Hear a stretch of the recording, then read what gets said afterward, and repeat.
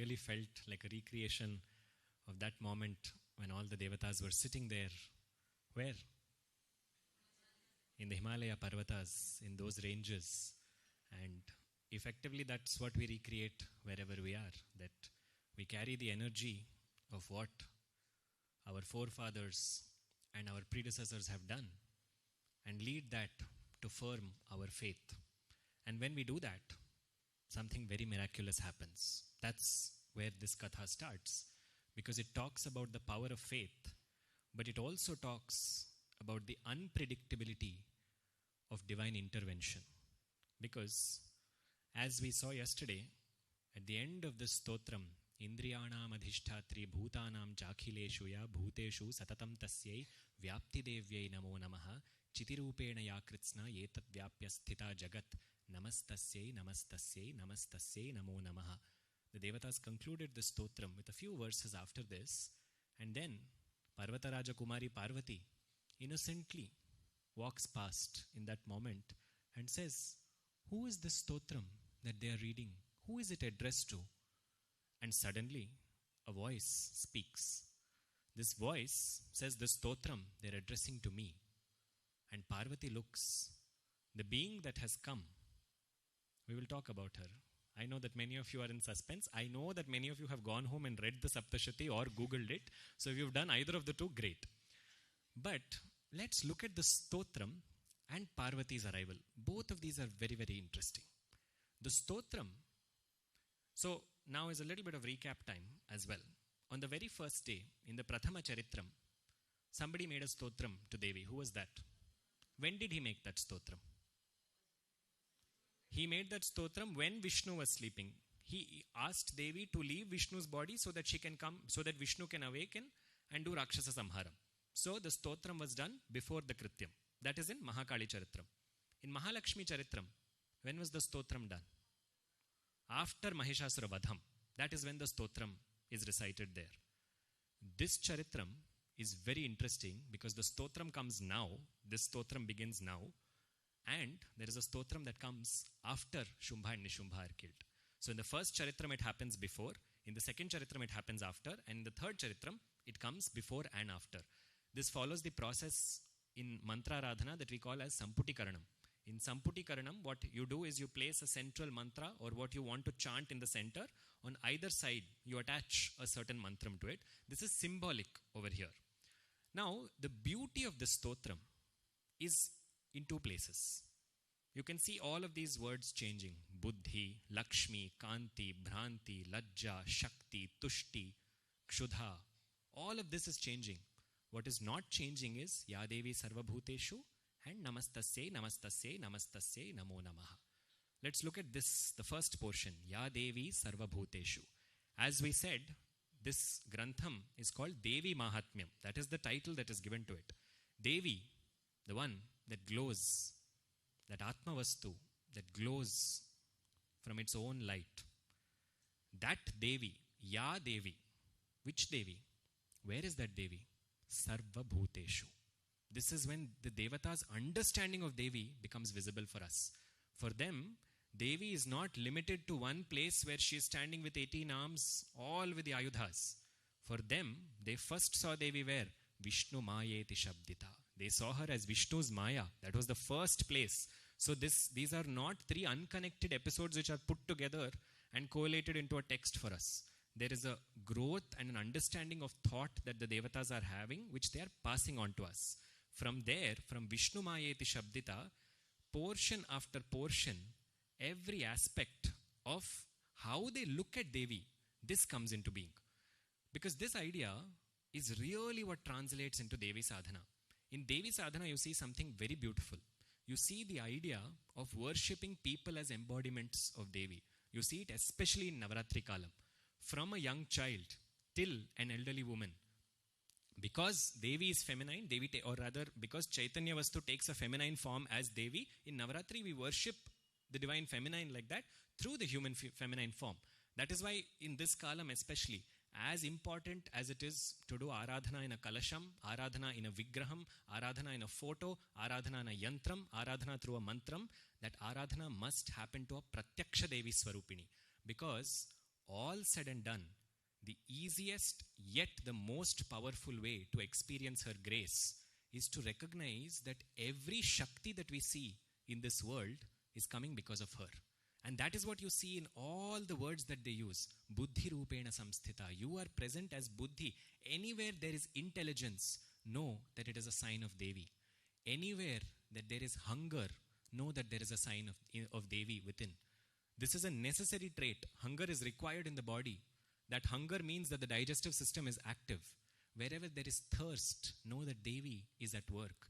What the Devatas are doing in this stuti is, they are recognizing now that this Devi is all pervasive, and Ya Devi, this beautiful, this concept of Ya Devi is something that many people caught on to after the Devata Stuti. I'll come there in just a minute.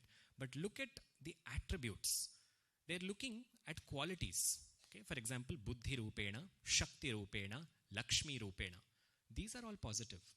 But things like hunger and thirst, Bhranti Rupena, to that Devi who is present in the form of delusion, who deludes all of us constantly, to her also we are doing a namaskara. How is it a positive and a negative that is coming together? This is when you see the Devata's understanding of Devi is that Mahadevi spreads her vibhutis. Vibhuti does not mean this in this case. Vibhuti means her grace. Because of her grace, there is buddhi. Because of her grace, there is hunger. Because of her grace, there is thirst. Because of her grace, there is delusion. Is happening because of her vibhuti. So this portion of the Devi Mahatmyam corresponds to the Vibhuti Yogam of Bhagavad Gita. In the Vibhuti Yogam, Krishna tells Arjuna, you want to see me, I am Sarva Vyapaka, I am everywhere. But there are certain spots where you can identify me very easily. And these are those spots. For example, he says, Masana Margashishosmi. Amongst Masas, worship me in Margashisha because I am that month.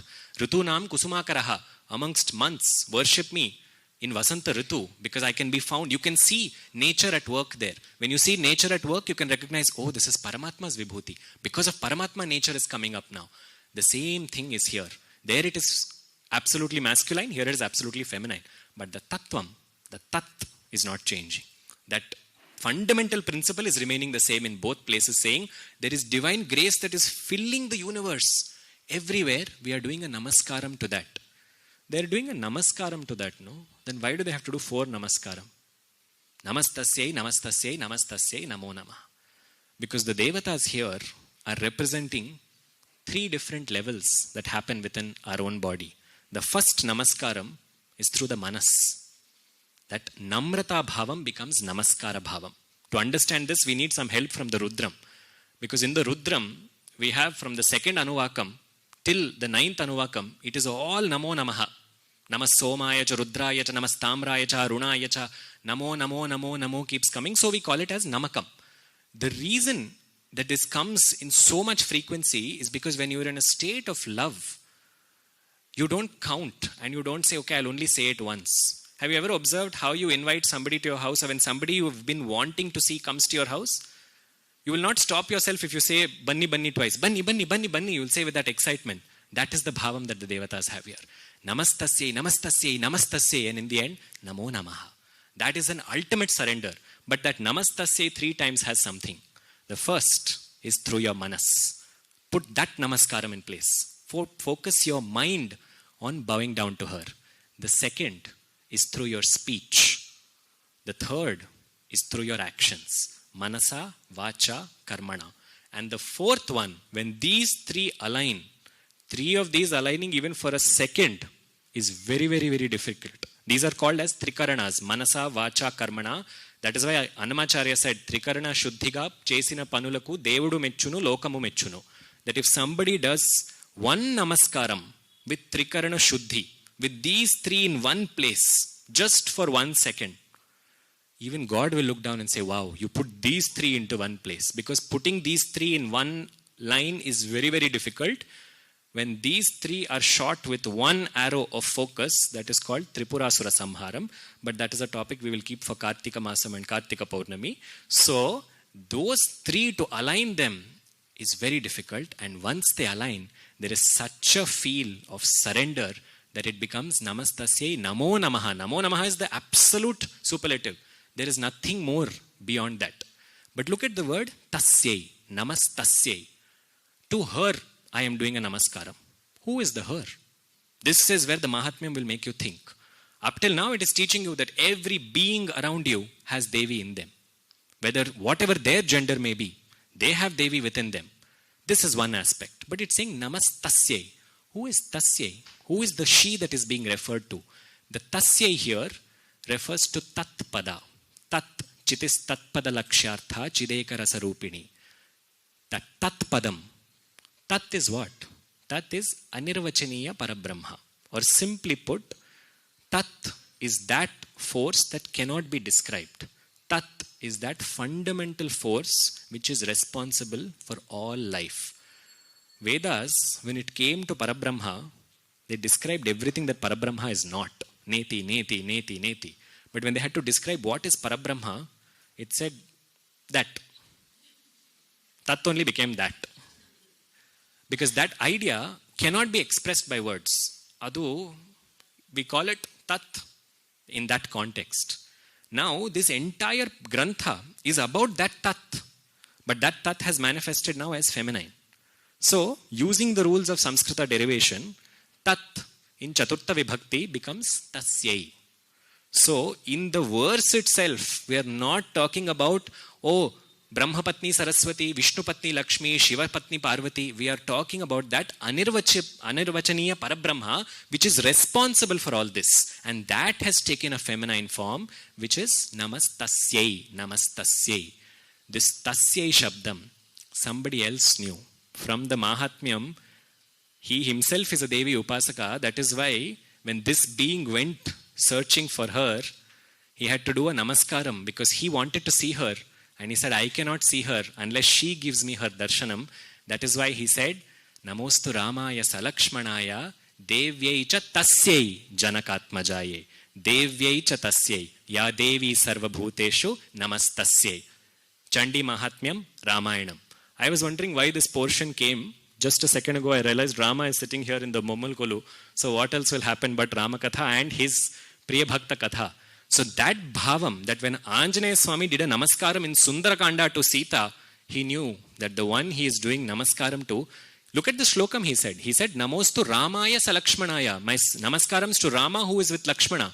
But for her, Devyai Chatasyai, this Devi. Chatasyai, who is representative of that Tat Padam. Devyai Chatasyai, who has now incarnated as the daughter of Janaka, Janakatmajaye. That bhavam is there in that namaskaram. That when you say namastasyai, it's not an ordinary word. If you think about it and do that namaskaram, your manas is connected. You think about it and you do that archana, your second karana is done. You think about it and you say it, vacha is done. Manasa, vacha, karmana, and then nothing else is left. That much bhavam is here. Now 3 namastasyais came and namo namaha came. This number 4 is also very beautiful. The idea is the more namaskarams you do, the more, that's why this shlokam is so beautiful because it has so much scope for you to keep saying namastasyai, namastasyai, namastasyai, namo namaha. The more you do it, the more you become closer with Devi. The more you go into her. That is why the first aspect of that is so much of devotion and love will take you into her lokam, Manidvipam, into her eternal residence. That's where she'll keep the bhakta. That is Salokya Mukti. Then in Manidvipam also, it's like a massive township. There, based on your love, you are given entry closer and closer to her. That is Samipya Mukti. That is the second namaskaram. Then the third one is she'll look and she'll say, look at how much love you have. Let me give you my form and you will resemble the Devi. That is known as Sarupya Mukti. All these three, in all these three, if you notice, you will retain a physical form. When you are in her lokam, you have some form. Whether you will go like this with t-shirt and pant, I don't know. But you will retain some physical form over there. That is when you are in her lokam, Salokyam. When you are close to her, Samipyam. When you have the proximity to her, you take on a form. It's a different form now. It's her form, Sarupyam. Ultimately, she will look at that Namo Namaha Bhavam and absorb you into herself. That is Sayujyam. 4 kinds of mukti are present in the shlokam. That is why this shlokam is considered as the sarartham, as the essence of the entire Devi Mahatmyam. Whether you can or cannot chant the entire Mahatmyam, at least learn to chant this. And by learning, it's not about learning by rote. It's about internalizing it. Can you look at hunger and worship that quality? That is what Vibhuti Yogam is. That it's Paramatma's grace is everywhere. But if you catch on to certain Vibhutis, the power invested in them is so much that they can immediately take you into a very different state. That state the Devatas were in. The Devatas were doing the stuti, addressing Paramatmika, Jagadambika, as all of these Vibhutis, the one who is blessing all these Vibhutis, and now came Parvati innocently. For them and for her, this is a very interesting moment. Why did Parvati come so innocently?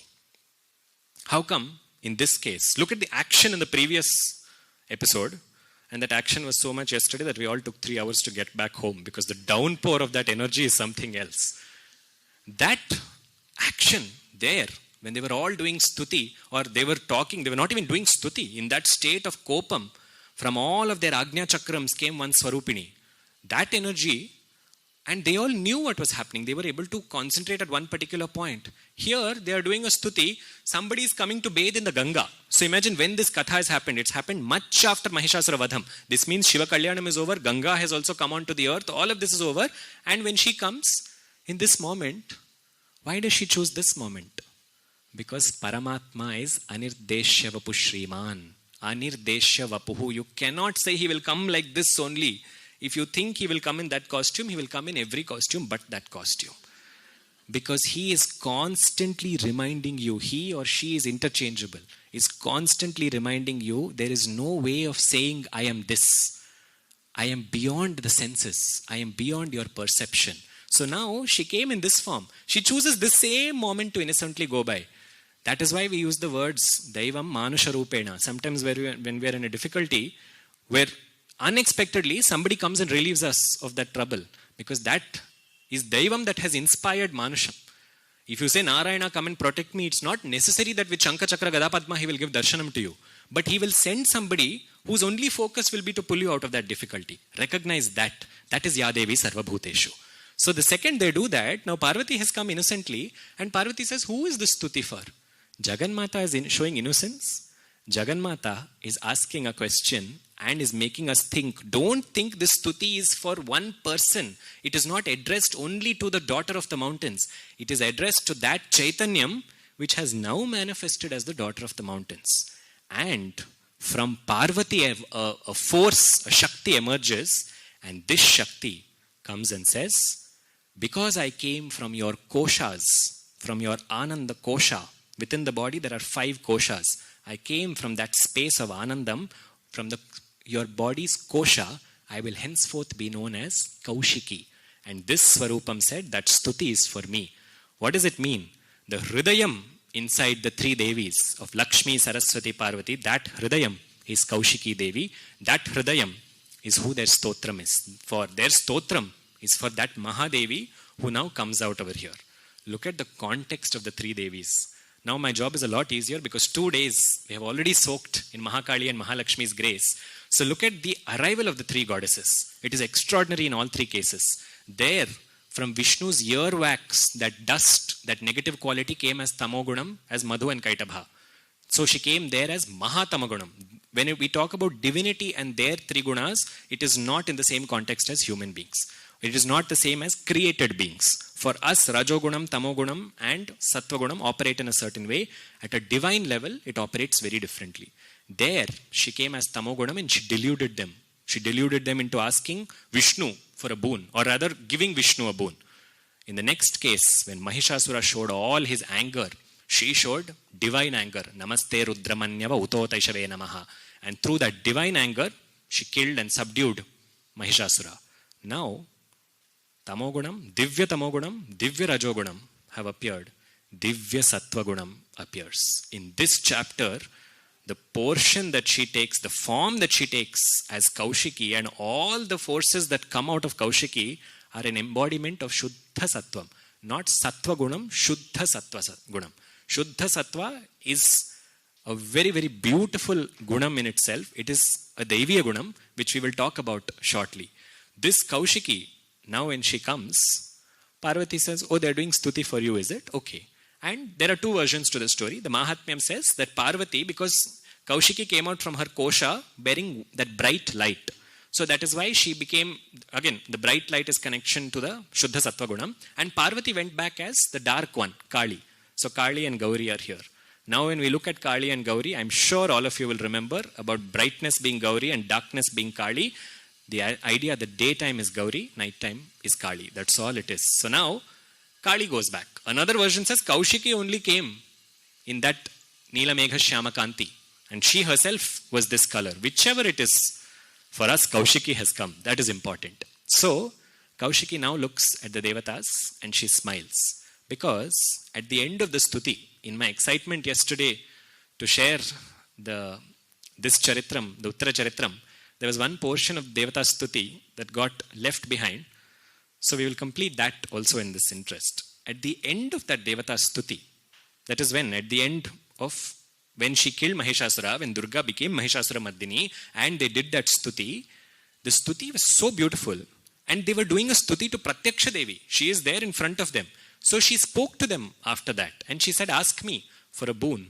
And they said, let our minds not stray from you. Let our minds be dedicated to you always. And she said, whenever there is a difficulty, I will come. Whenever dharma is in trouble, I will come. Sounds like something we have heard from another grantha, no? Absolutely. So, true to her promise, she came back. That bhavam is extremely powerful in bhakti. In bhakti, you have the capability of holding Paramatma accountable to his word. Because in bhakti bhavam, the only thing you rely on is, you said you will do this. When you say you said it, the full onus is on him or her. So they will come by virtue of being bound by their own word. And they allow themselves to be bound only by bhaktas. That is why bhakti vasya bhayapaha. That you can capture them. And like I said yesterday, who can capture them? Somebody who is doing constant smarana, when they have an apada, they can say, Amma, come now. Because she will come for them. Because they have been asking and they have been devoted throughout. So now when she comes, she smiles and she says, Chanda Munda and Nishubha, I'll take care of Nishubha and all his forces. You don't worry. The onus is on her. When the onus she takes on herself, Devi leaves no strings untied. So, the Devatas, you will see this is so beautiful in the Mahatmyam. The Devatas' portions almost become invisible for us once Devi appears. Because once the sun is there, there is no requirement for any lamps. The sun's jyoti is enough for us to focus on. That's what the story is making us think about. When she is here, she is in center stage. We just have to look at that Jyoti Swarupini. So now, when she is sitting here, radiant, two people come. These two people are very interesting characters. These two people are two aspects of our mind. They're called as Chanda and Munda. Munda, you all know, is the idea of Mundan, of shaved head. So Munda is a symbol here of Vairagya. But not Vairagya that comes from knowledge. Look at the pair, Chanda, Munda. Chanda is when the mind is drawn to something or someone. Munda is when the mind feels, oh, I was drawn to that person, but that person hurt me or that object hurt me, so I don't want. So they're a pair. Because they operate always together. We go, talk to somebody, don't like something they say, that becomes, when we go and talk to them, that is Chanda at work. When we get repelled by them saying, how can they talk to me like that? That is Munda. But again, we go back to the same situation and create the same problem for ourselves again. This is Chanda and Munda constantly at work. Chanda and Munda came from where? They came from a kingdom belonging to Shumbha and Nishubha. Look at these characters. Shumbha. Bha, like Swabha. Bha means Prakasham. Bhanu. Bhargo Devasya. Bha represents the knowledge, the light of knowledge. But his name is Shumbha, Nishubha. Shumbha means, unlike Devi, Devi means that it's glowing, or Swabha. Let's take Swabha, it's a beautiful example to counter it. Swabha and Shumbha. Swabha means Swa, by its own nature, Swaprakasham. It's glowing because of itself, not because somebody reflected something on it. But Shumbha is glowing because something got reflected on it, because light fell on it. This mic is not glowing by virtue of itself. It's glowing because there are lights that are falling on it. Shumbha is like that. It is a false sense of identity. When this light falls onto this body, we think I am this body. That is Shumbha. Shumbha is the mind. Sattva is the name given to both the guna as well as the mind. So the mind has one feature. In this case, in this Rakshasa Samhara portion, in the Uttara Charitram, it becomes very subtle. Because when dealing with Mahishasura, she used fierce techniques. Here, to weed out the mind's problems, she uses a host of techniques. So you have to pay extreme attention to the nuances in the story. So Shumbha is that mind. That mind is Aham. I am this body, I am this body, I am this body. The second that is there, that mind will have one companion, one inseparable companion. That inseparable companion is Mama. Aham will always have Mama. Me and mine, me and mine. This obsession will not leave. So that's why they are a pair, Shumbha and Nishumbha. They are together. Now this mind has a kingdom called the body. And this mind enjoys all of the wealth. And this mind, Shumbha and Nishumbha, have also taken over Indra and the Lokas, etc. And they're very comfortably living. This is buddhi that is hijacked, thinking I am the body, I am the body, I am so-and-so's wife, I am so-and-so's husband, I am so-and-so's child. Hijacked by those senses we are living. And to such a mind, somebody talks about spirituality. That spiritual feminine principle only is standing there. So suddenly the mind is very attracted. Chanda and Munda, what did I say? Chanda is attraction. So Chanda goes and tells Shumbha, there is this great new spiritual tool available. Wouldn't you like to have it? What a great king you are. Just translate this to what happens within our own mind, our own body. Oh, I have learned so many other things. Chanda praises Shumbha and Nishumbha, saying you are the lord of so many things, how much wealth you have. Now you have all the ratnas, all the dhanas. Now there is a Stri dhana that you should have. She should be your wife, I feel, either yours or Nishumbha's wife. This is how attachment comes and speaks to the mind saying, Eshtella sampadane madidiyappa neenu. If you can get this also, how beautiful it will be. It happens to all of us if we are not checking. So, what does this immediately do? Immediately Shumbha wants Devi for himself. Mahishasura did not want Devi for himself. Mahishasura just wanted to kill her. Shumbha wants to possess her. The mind wants to possess Paramatma. That is what this fight is about.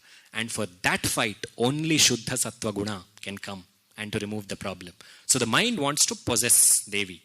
But here is Devi Mahatmyam's first lesson. Devi cannot be possessed. Paramatma cannot be captured. So, this is one lesson. Second lesson is, Chanda uses these words saying she is a Stri Ratnam. She is an extraordinary gem amongst women. And he builds up all this thing for Shumbha. Same context with Shurpanaka and Ravana. There also she does the same thing. She says, oh, what a beautiful woman that Sita is. And he says, I want her. There also Sita Maha Tripura Sundari. Here also it is Tripura Sundari.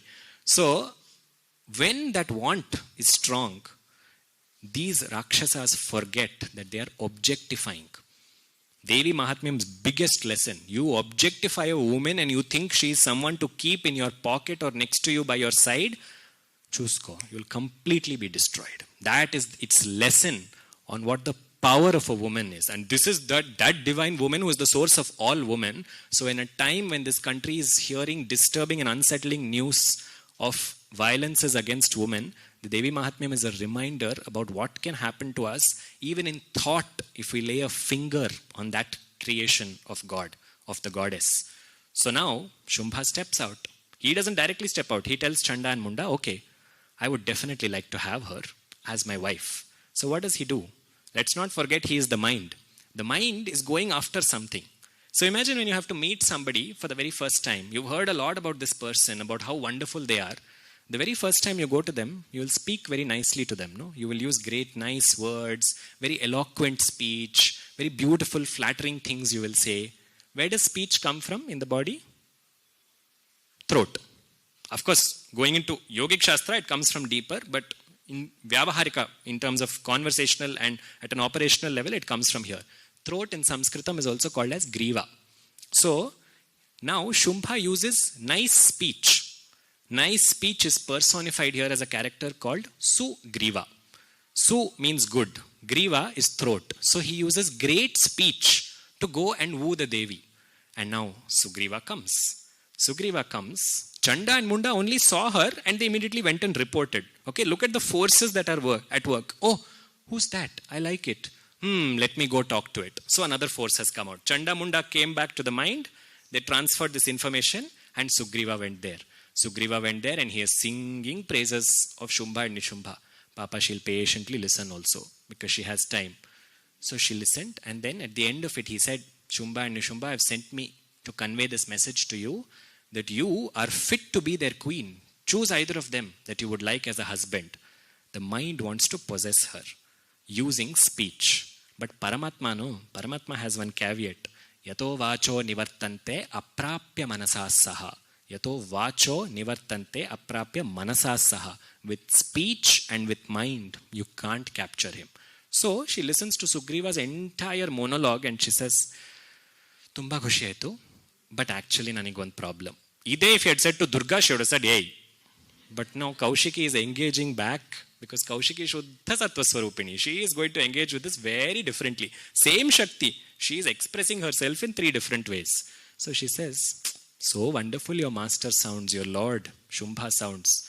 But nanig one chick problem ide.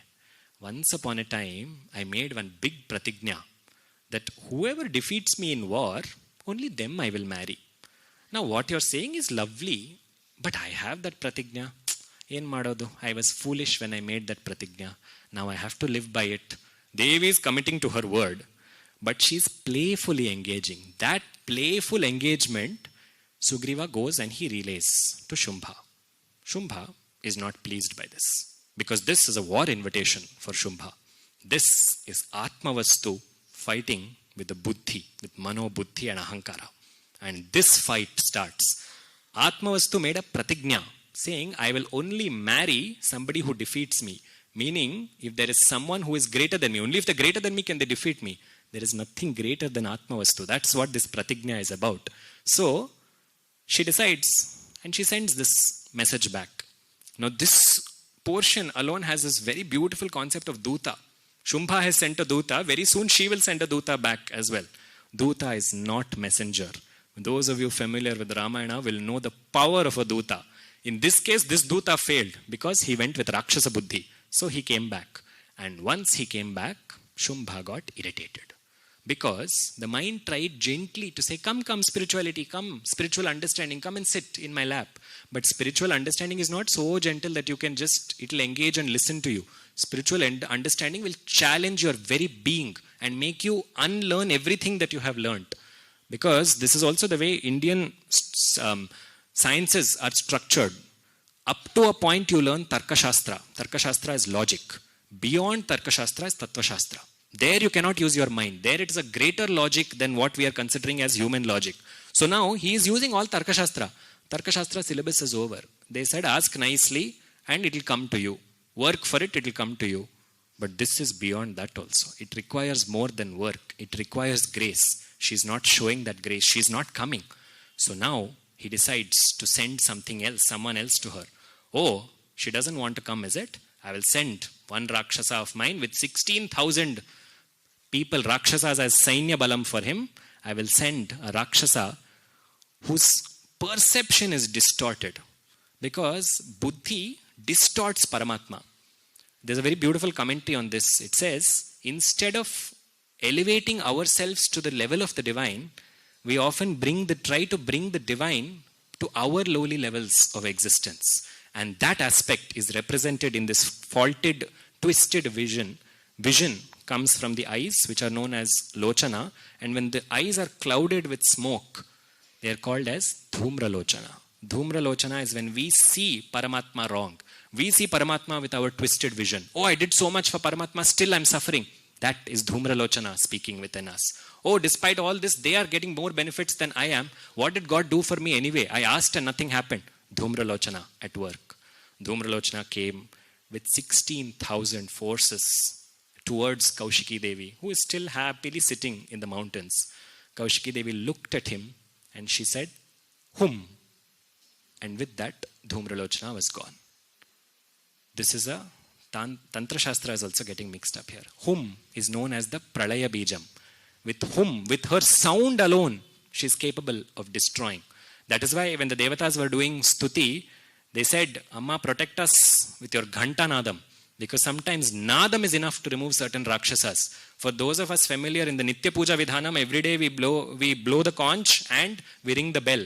Because Nadam is enough to remove certain negative forces. Jyoti, we light the lamp because Jyoti is again capable of removing other kinds of forces. This hum, one sound she made and a Rakshasa went. That powerful Rakshasa through a sound. This is exactly what we are reading every day. Aini jahum kriti matra nirakrita dhumra vilochana dhumra shate. That Mahishasura Mardini only came here now in this Swarupam and just said hum and the job got done. Now 16,000 of the Sainyam is left. He went. The Moola Karanam went. That faulted perception went. But that faulted perception brought great amount of Sainya Balam with it. So now her lion took on that task. Because this, look at, who is the lion? The lion is the sadhaka. The lion is that being that is sitting, waiting, and is holding the divine on him. We are that lion. So the lion took on all these 16,000, and the Mahatmyam gives great details about how some the lion ate, some the lion beheaded and spat out, some the lion just hit with their paw and the heads fell off, and there is an entire ocean of gore that is recreated. All of this is a reminder of the courage that is required in sadhana margam, where we have to say, I can see the divine doing its work. Am I doing the work? The lion didn't say, I'll be eating in the background, you call me if there's anything. The lion is doing the work along with her. That is the idea of sadhana. She will do her magic, but you have to be moving in alignment with her. The lion is not moving in one direction, she's not moving in one direction. They're moving together. Vishnu and Garuda will not move in opposite directions. For us to hold Vishnu, we have to listen to him. That is Dasya Bhava. For that, the conviction and courage we show is to the outside world. The lion doesn't roar at Devi. That is the idea of bhakti. You just have to look at a Vahana and you'll understand that. So here, in this context, now the lion has killed all of them, and now news has gone back to Shumbha Nishubha. Now he is furious. Up till now he said, ask her to come, ask her to be my Pattapurani, my wife here. Now he could not possess her, and she destroyed his sampada. Because the mind has this greatest sampada of distorted vision. If you don't like somebody, if that somebody even says hello, you will say, oh, he said hello to me in such a terrible way. What a nonsensical fellow he is. That perception of the mind is gone. The mind is very unsettled now. Because it's losing trusted companions. So now the mind takes it upon itself to send other Rakshasas. And now the same Rakshasas that first came and reported the news are asked to go back. The same Rakshasas were who? Chanda and Munda. Now he said, by force you bring that vile woman and you seat her here. I will capture her, and if need be, I'll kill her. The same mind that wanted to gently have her, by force, by hook or by crook, literally this perfectly fits in over here. Because first you wanted her. You tried to gently, with the help of nice speech, you tried to capture her. But what to do? These tattvams are difficult to catch on to. Anybody doing Navaratri sadhana will know how difficult it is. First few days will be nice. Yesterday was nice as long as we were here. Inside we were saying Namah Prakrityai Bhadraye, O Prakriti. Outside we went and said, what is this rain? Not getting one Uber? Dichotomy exists as long as we are in Prapancham. Dvaita Bhavam will exist. The idea is to say, Amma, this rain is this thunder, I don't know where it's coming from, but to the one who is in the form of this rain, if we do that namaskaram, that is when we know it is getting internalized. Everything is beautiful in a pravachana mandiram. What are we taking outside and going? The mind is capable of distorting that. Suddenly what we liked, we don't like anymore. How many of us honestly were not very happy with the rain yesterday? Happens. These forces are at work. When sadhana kalam is happening, if these forces are at work, the negative forces are at work, know that the positive forces will also be at work. Sadhana is always, the indication of sadhana is struggle. The indication of sadhana is not always peace. Peace is the result of sadhana. The indication of sadhana happening inside means we are having this karshana. That karshana only becomes visible here in this katha. So now the mind says, get her and bring her and come. So Chanda and Munda, first that went as gentle attachment, now went and said, Amma. Not, they didn't even use such polite words. They said, will you come or not? She said, she looked. And she looked at the bhavam. First when they came, she was also gentle with them. Which bhavam you approach her with, that bhavam she will reciprocate to you. So now, when they came, they said, will you come or not? And then, kopen, with again, kopecha, that kopa bhavam, she knit her eyebrows. And once she knit her eyebrows, from her Agnya Chakram came one force. That Agnya Chakra sthanam. Agnya. What does Agnya also mean? Order, rule, control. From here, Damshtra Karala Vadana Shiromala Vibhushane. Damshtra Karala Vadana. That Swarupam Shiromala Vibhushane. Holding a mala. One version says that this mala has no pendant. You cannot point at it and say it has this many shirams on it. Most of us have gems. She has Naramala, Naramundamala, Mundamala. Munda is standing in front. One goddess has come from Kaushiki's Agnya Chakram and she is wearing a Mundamala. This Swarupam came from her anger. Anger in the Mahatmyam is an extraordinary devata. This Swarupam is so lean to look at that you can see her rib cage, you can see only bones, there's no muscle over here. She comes with open hair and with her glaring fangs, and as she looks, she says, what has to be done? And the Mahatmyam gives some beautiful shlokams on how this Swarupam looks in so many ways terrifying, but this Swarupam is an extraordinary Swarupam. It says, Ati Vistara Vadana. Her mouth is extremely huge. Ati Vistara Vadana Jihva Lalana Bhishana. That the tongue is outstretched. Jihva Lalana Bhishana. Nimagna Raktanayana. With those red eyes, Raktanayana. Nada Purita Dingmukha. That Swarupam is radiating Nadam. Who is the Swarupam? Mahakali has appeared. That Mahakali didn't give us a Swarupam there. Brahmadeva just said Khadgini, Shulini, Pashini in the Stotram, but the complete Vadanam, complete Swarupam here came. And let's spend some time on this Swarupam because this is a Dhyana Swarupam. This Swarupam, I said one version says that you cannot identify how many heads. Look at the ornaments. On one hand, she wears a Mundamala. On her skirt, as a waistband, she has hands that are dangling. And this Swarupam of hers looks fierce, but it is communicating the power of the divine.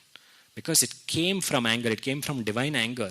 So look at the heads. The heads here are a symbol of human arrogance, of human thinking. Because whatever we do with this and we feel very proud of this. So she says, I'll take all of this and I'll put it as an abharanam. And you cannot count how many of them. These are Brahma's heads. How many such Brahmas only I have taken and worn as an abharanam. There is another version that said it is exactly 50 heads that she wears. Because the head is also the place where we do stuti from. And from 50 alphabets, we cannot put together 50 aksharas and still describe her greatness. That's why she just puts it on as an abharanam. And our arrogance comes from two places. Comes from the head, comes from our alochana, comes from our acharana, from our behavior, from our external behavior. External behavior is depicted through the hands. So she says, both those things you are so proud of, no? Shumbha and Nishumbha, you're proud of that head and you're proud of those hands. That alochana and acharana you have, no? I will wear both of them as my abharanas. Then what you will do? And she stretched out that tongue. And in Ati Vistara Vadana, that Vadanam is so huge. Now, before there is any time, she takes on Chanda and Munda directly herself. Kaushiki is watching. And in that moment, after a duel with both of them, this goddess who stepped out, who had a sickle in her hand, she took Chanda, Munda, cut the heads, took the heads in her hand and laughed and went to Kaushiki Devi and she said, see, brought you the heads of Chanda and Munda and Shumbha and Nishumbha, you have to kill directly. What a beautiful sentiment, what a beautiful statement. Because Agnya Chakram, Agnya Sthanam, Devi, when she rules, will take care of Chanda, who is Raga, or attachment, and Dvesha, hatred. Agnya, who is Agnya? Whose Agnya is this? This is the Agnya of time. Mahakali is that time which is threatening all human arrogance. You're so proud of yourself. Now, 10 years, 20 years, 30 years, 100 years max you live. Then what? Then you'll come to me. No. In front of me, none of your arrogance works. Time is the most equalizing force. That is why the way Kali is described over here is that she grinds them to dust. Because time does that to us. Bhagavad Gita, Krishna said the same thing. I am Kala. I am that supreme Kala which absorbs everything else into me. Kala is a force that makes our Ahankara Bhavam, cuts off that Ahankara Bhavam. That Ahankara Bhavam, that Ragam, Dvesham, love, hatred, all these things. In the context of human equations, time says nothing stands in front of me. Not relative time. Not time in terms of sun or today and tomorrow. But in terms of the one who sets up this system. She is not Kali alone. She is Mahakali. Let's remember her actual name. Time is relative. But the one who is setting that principle is saying, don't be proud. Ultimately, all this will go inside me. That is why if you do a namaskaram to her with that bhavam, she will safely look after you when you are here in your time. That is why Mahakali will become Bhadrakali. Bhadrakali means Kali who gives us safety and security. That bhavam you do namaskaram with, all this Raudram will become Saumyam for you. Ati Saumyati Raudraye Natastasye Namo Namaha. So now she came and she said, Chanda and Munda's head, take. And Kaushiki looked at her and smiled and said, henceforth you will be known. Because you have killed Chanda and Munda, you will be known as Chamunda. This Namakaranam that happens for Devi is an extraordinary Namakaranam. Because it is on one hand, the situational context, Chanda Munda Vinashini. But there is more to this. The word Chamunda comes also, it's the deeper understanding of this word is, it removes Chamu Bhavam. Chamu means Samuham. Samuha, Chamu. You can see the similarities even in the Aksharas, in the Padas. Samuham means this nature of the mind to see everything as separate. So it sees human being as separate, roof as separate, wall as separate, plant as separate, bird as separate. This is all Chamu. Many, Anekatvam. But when time comes into being, time burns everything. Time burns everything and puts it as Vibhuti. That is Mahakaleshwara. So everything that looks Anekam becomes Ekam. Everything that appears to be as Anekam is actually that one Eka Bhavam. That Chamu, which is saying, no, this is separate, that is separate. All of these things are separate. That Chamu Bhavam is the Sainyam. Is all of these multitudes that we see. And when that goes by her grace, that Swarupam that helps us go beyond that is called Chamunda. That is why Chamunda is not an angry Swarupam alone. Chamunda is the Swarupam of Paramatma, that is Brahma Vidya Swarupini. Brahma Vidya alone helps us recognize all of this is Sarvam Brahmamayam Jagat. This is Brahma Mokate, Parabrahma Mokate. This is that Bhavam. Where we started, it was nice as long as we were talking about cutting off heads and all. Now suddenly making us think, what to do. Mahatmyam is written with that intention. It is written for us to think, to pause and to recognize who is this Chamunda. That is why Chamunda and Chandi mean the same thing. Chandi is that light. Chandi is that force which makes us recognize that there is Brahma in everyone, Parabrahma. When you do Namaskaram to Chandi with that Bhavam, Chandi Saptashati becomes a Vedanta Grantham. If you do Namaskaram to Chandi with a Bhavam that Amma, the Shatrus are troubling me outside or inside, she will come and she will do Samhara of them. Whatever Bhavam you approach her with, she will reciprocate that Bhavam. The beauty of her is she will not stop with that. If you start with Bahya Puja saying, Amma, Shatrus are troubling me. Any kind of Shatrus. All these negative things are happening in my life. I want to do Chandi Saptashati. I want to do Chandi Parayanam. She will keep encouraging it. Ultimately, she will take you into that space where Chamunda, who looks like the killer of Chanda and Munda, will appear to you as Brahma Vidya Swarupini. Because she came from Mahasaraswati. So she is nothing but Jnana Swarupini here. So this Chamunda now comes to Kaushiki and she says, I killed Chanda and Munda. But you have to kill Shumbha and Nishumbha. Shumbha and Nishumbha are Aham and Mama. Shuddha Sattva Guna alone has to work on this. So, she sends this and the Namakaranam for her is done. She remains here. Because now the goddess of order, time, will remain on the battlefield between the Atmavastu and Buddhi. So now, intimation goes back to Shumbha and Nishumbha that Chanda and Munda are killed. When Chanda and Munda are killed, something takes over. Shumbha is furious because these were his trusted ministers. He put all his energy into them. We also put all our energy into Raga and Dvesha. That there is the passion with which we say unpleasant things about people. Half of that passion we don't have for Bhagavad Katha. That passion, raga, and that hatred with which, you know what he said to me? That hatred, gone. What is the mind going to do? The mind is starting to panic. So, the mind sends out 8 different kinds of pashas. Now, these 8 pashas that the mind sends out, you tell me if this is happening somewhere in the mountains or it's happening over here. These pashas are 8 things that bind the Atma and hold it here. But Atma Vastu, Paramatma is standing and the fight is about to begin. So Shumbha and Nishumbha send out a host of Rakshasas who bring out these 8 different pashas. Very, very interesting pashas. Tell me where you see them. Pashas means if you're imagining some beautiful ayudhas, I have less to describe on that front. These pashas are simply 8 different emotions. 8 self-limiting beliefs. The first one, Gruna, contempt. What does he know? Gruna. Seen it? We've seen this pasha. Great. Lajja, shame. How can I be a spiritual seeker? I am so terrible. What do I have in me? Seen it? Bhaya, fear. I can't go next to this. This is not for me. This is too intense. I don't understand this. I don't know what's happening. Bhaya. I can't do anything. Forget spirituality. I can't do this. Nan kayinda agalla paidu. That bhaya is the third pasha. The fourth one, shanka. Not shankha, shanka. Doubt. Can I not? See the absence of this. You want to see these, you have to always find parallels.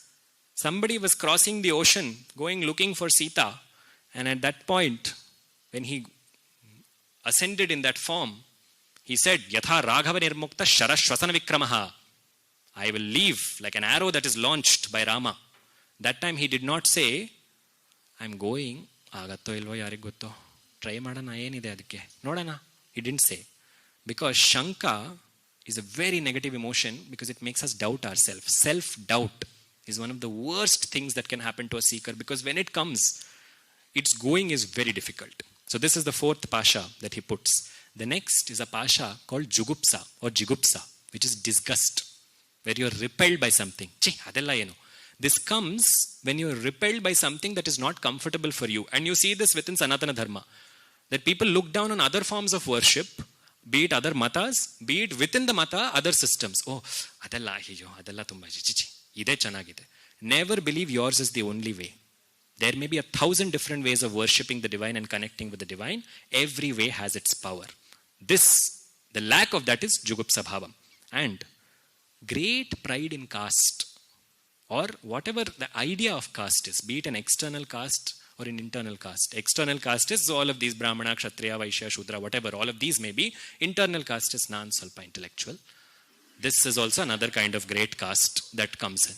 So, this idea of Kula Madam, that is a pasham that keeps us. Ramakrishna Paramahamsa knew this rahasya. That is why when he used to do meditation in Dakshineshwar for Kali, he would put aside his Yajñopavitam and do it. So when somebody asked him, why are you keeping aside your Yajñopavitam? You are the Pradhana Archaka in the Dakshineshwar Mandir. He said, when I'm doing that seva, in that bhavam, I need to have that on. But when I'm meditating, if this is there on me, I will keep remembering that I'm belonging to this kula. I need to be free of that pasha. Now, please, Ramakrishna Paramahamsa is at an exalted level, so he did that. Please don't do this and then say Paramahamsa did it, so I can do it.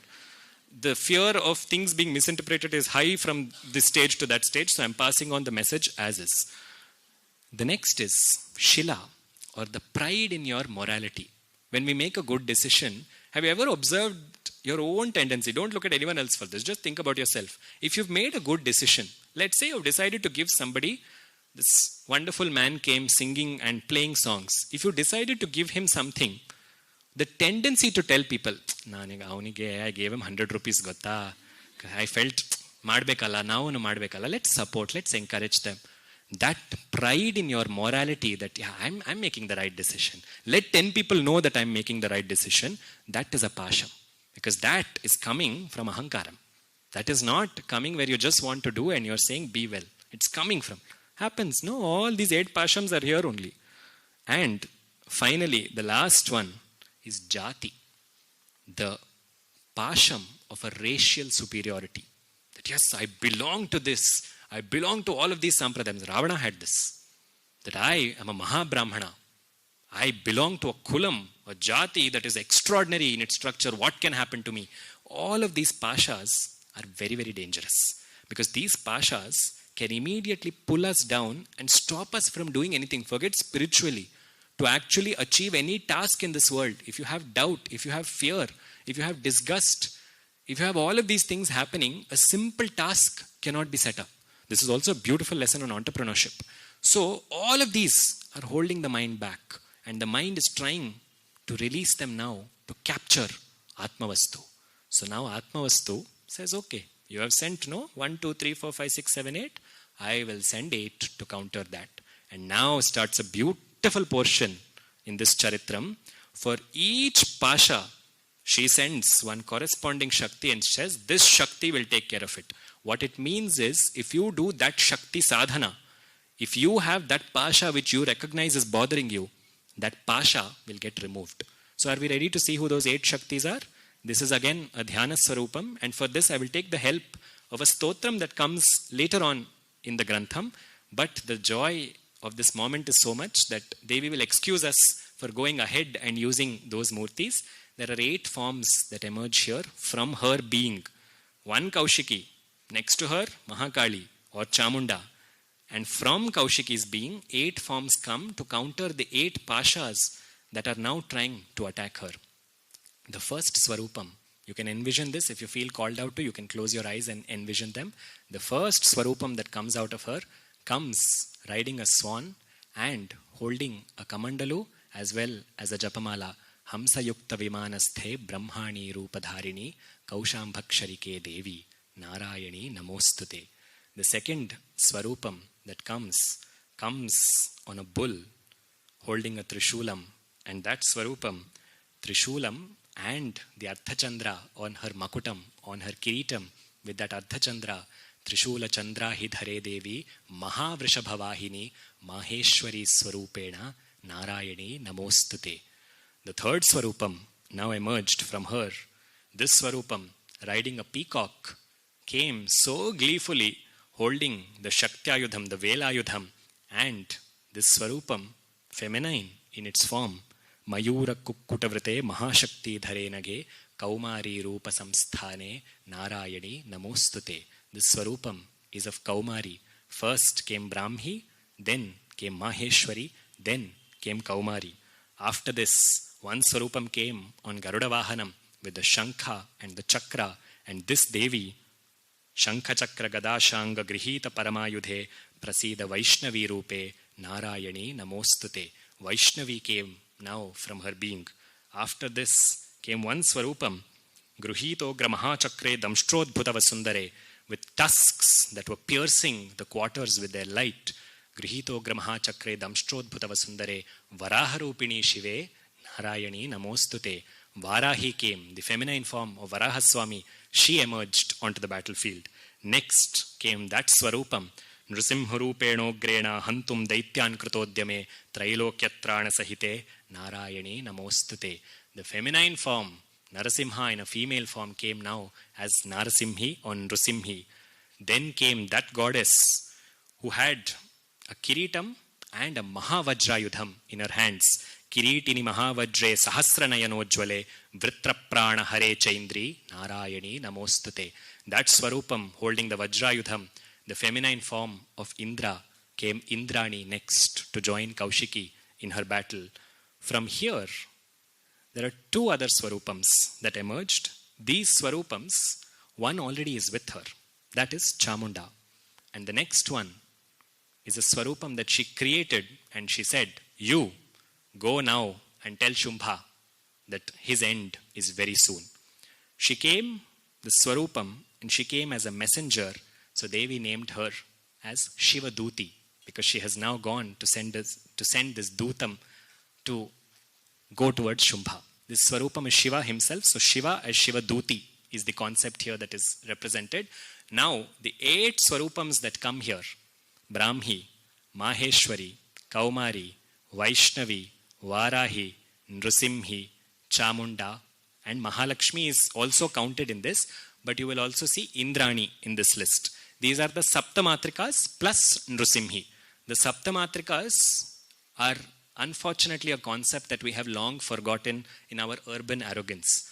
That pride of, yes, we are now superior. Adella now, we don't do that.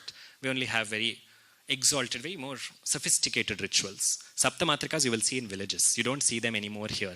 They will place 7 stones with Ganapati at the base of a neem tree typically. And these goddesses are collectively responsible for Srishti. They are collectively responsible for fertility. That is why you will see how important they are, especially in the context of the village doing well. When there is anything uneasy happening in the village, they will go to Saptamatrikas and do Namaskaram. When somebody is conceiving, they will go to Saptamatrikas. So there are various connotations of what they mean, but each Shakti that came in this context came to remove the corresponding fear, the corresponding Pasha that Shumbha had released. So the first Pasha, the Pasha of Gruna, of contempt, of laughing at somebody else. If you want that to reduce in your own being, do Kali Upasana. Because if you laugh, Kali will laugh so loud that you will remember, okay, even if I laugh, there's no point. The real laughter, Garja Garja Kshanam Mudha Madhuyavat Pibamyaham, that one who laughed and who said, Devatas will laugh after this. She reduces that arrogance within us. That is what Kali Sadhana does. The second Swarupam, Brahmi. Brahmi removes the fear of shame. The fear of sincerely doing something and wondering, what if I'm shamed for doing it? Brahmi sadhana will take care of that. If you're wondering, how do I do sadhana? Just chant these names. That's all that you need to do. Just chant these shlokams ending with Narayani Namostute. Then the next one, fear.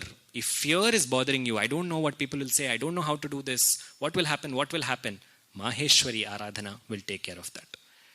If there is doubt in you, Vaishnavi sadhana can help you with that. Worship Vaishnavi.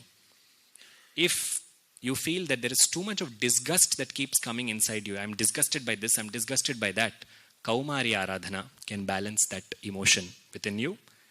If you feel that I'm very proud of my caste and I'm holding on too much to this identity, then Indrani Aradhana can reduce that. Finally, or penultimately, if you have great pride in your morality, remember that you are here on the earth and the entire earth was dug up by Varahaswami. So Varahi sadhana will reduce your own pride into any of that. And if there is any hint of your pride in your racial superiority or anything else, one intense form will come to remove that. That is Narasimhi. That Swarupam is extremely intense. So each of these 8 will correspondingly do this. Now the beauty of sadhana is, even if you don't know it, now don't worry about this list. And don't say, okay, I missed that, can you mention this? You do a Swarupam to one Devi. She will decide what bhavam has to be managed and she will come. Nobody told her, okay, Brahmi is needed in this proportion, this many Brahmis, this many Kaumaris. She knows what she has to do.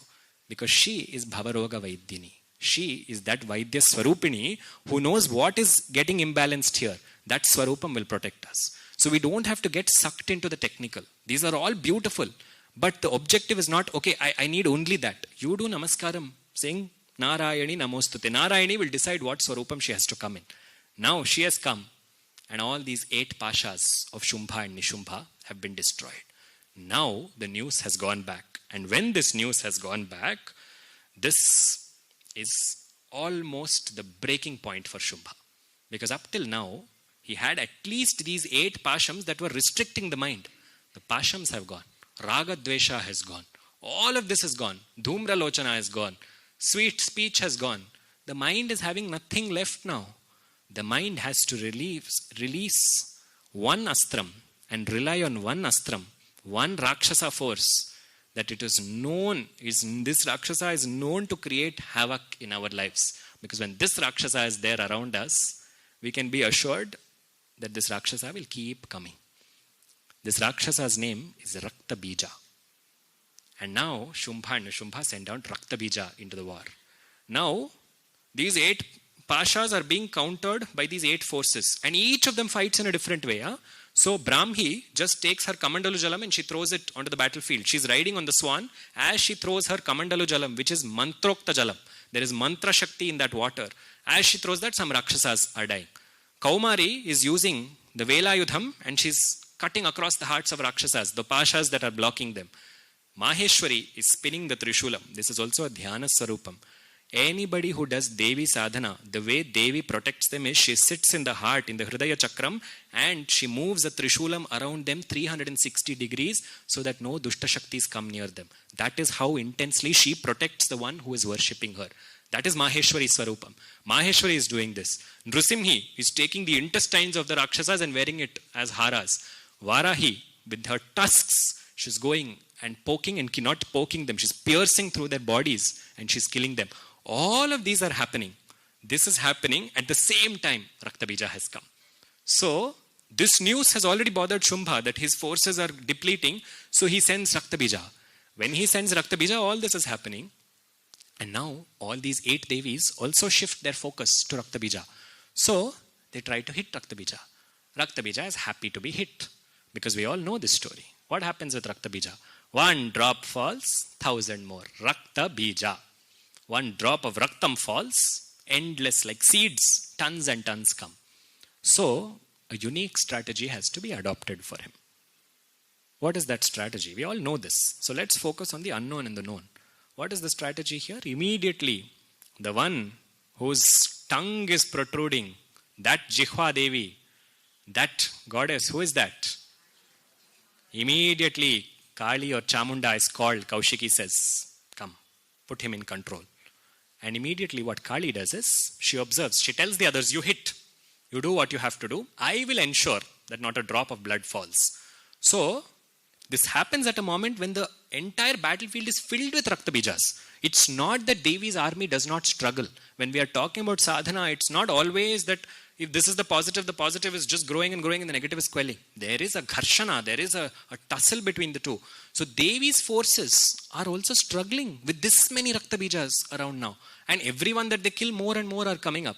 Very similar to COVID, no? In its structure. Spreads and then it multiplies in no time. But as they are at work, Devi is Shuddha Sattva Swarupini. She knows what has to be done. This happens as a leela to tell us that this happens within us. Rakta Bija. Look at the beautiful words. Rakta. Have you heard of the word Rakti? Anurakti. Rakti means love. Rakti means false sense of love. Not love that is unconditional, but love that comes with restrictions. I love you because you are so and so to me. Now, the thing about Raktam, not blood, but love, this kind of love is, it's very binding. Once you have this kind of attachment to somebody, Anurakti is attachment, from this attachment, 1,000 other attachments will come. You are so and so. How could you do this? After all that I have done for you, how could you do this? Do you not remember 1, 2, 3, 4, 5 that I did for you? Do you not know how much I struggled for you? The kind of emotional blackmailings that come in with simple attachments. Saying, I did this for you, you don't value that. All of this, I'm giving up for you, you don't value this. All of these emotional blackmails that we do, this is Rakta Bija. One simple attachment will come. Why? You are my so-and-so. You are my child, you are my parent, you are my spouse, you are my friend. I did this for you. Now I want this back from you. That Raktam will give rise to more and more and more and more Rakti. So, what Devi Sadhana requires us to do is go to the source and say, Amma, these Raktams are becoming too much. These attachments are too much for me. I don't know what to do. And immediately, time will come and say, what attachment? You have no attachments here. I will swallow all those attachments. And that is why time puts her tongue out and swallows that and says what you are attached to. If you read the Sahasranamam, the Lalita Sahasranamam carefully, there are 2 words used to describe how she swallows. Mahagrasa, Mahashana. Mahagrasa is how both these words talk about how some aspects of our relationships and all these things that we take great pride in, no, she swallows. Some she chews gently and then she allows the rasa to go in and then she takes it in. It talks about her digestive process because that's the way time treats us. That it, Kalo Jagat Bhakshakaha. Kala's job is to keep eating. Kala ate the last 45 odd minutes. Kala will not give it back.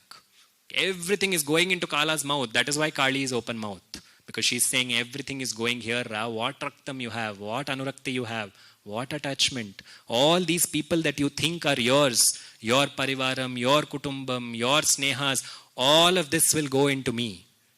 all of this, sparing nothing except me, except Atma Vastu. I am your Atma Bandhu.